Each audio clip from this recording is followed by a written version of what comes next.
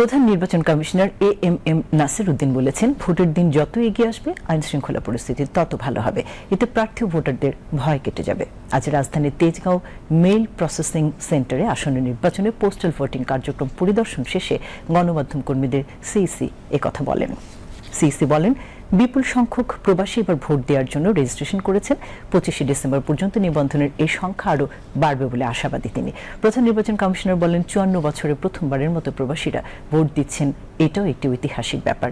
এখন পর্যন্ত প্রবাসী অবস্থানরত প্রায় 6 লাখ বাংলাদেশি এবং দেশে অবস্থানরত 94,000-এরও বেশি ভোটার রেজিস্ট্রেশনের আওতায় এসেছে বলে জানান সিইসি। প্রবাসী বাংলাদেশি ভাই বোনরা যারা ভোট দিতে চান, আগ্রহী আছেন, তাদের ভোটের ব্যবস্থা করেছে এই প্রথমবারের মতো। গত 54 বছরে যে জিনিসটা হয় নাই, আমরা সেই উদ্যোগটা নিয়েছি। আমাদের মাননীয় প্রধান উপদেষ্টা যে ওয়াদা দিয়েছেন, আমরাও একই ওয়াদা ধারণ করি এবং আমরা এই উদ্যোগটা নিয়েছি প্রবাসীদেরকে ইনক্লুড করার জন্য, যে পোস্টাল ব্যালটের মাধ্যমে।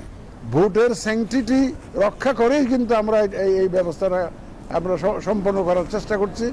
আশা করি একদম সুন্দর মতো যাতে ভোটের গোপনীয়তা রক্ষা হয়, integrity of the electoral process, এটাকে ইনশিওর করে আমরা কিন্তু এই কার্যক্রমটা গ্রহণ করেছি। আমাদের পোস্টাল ডিপার্টমেন্টের সহায়তায় এবং ইন্টারন্যাশনাল পোস্টাল ইউনিয়নের সহায়তায় আমরা আশা করছি আরও 3 দিন হাতে আছে। আপনারা একটু প্রচার করবেন, সাংবাদিক ভাইদের এখানে আমি অনুরোধ করব।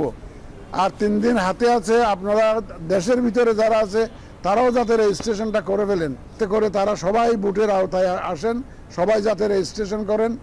তারা আশা করি ইনশাল্লাহ এই রেজিস্ট্রেশনটা দেশের ভিতরে অভ্যন্তরে খুব দ্রুত বেড়ে যাবে আগামী 3 দিনের মধ্যে।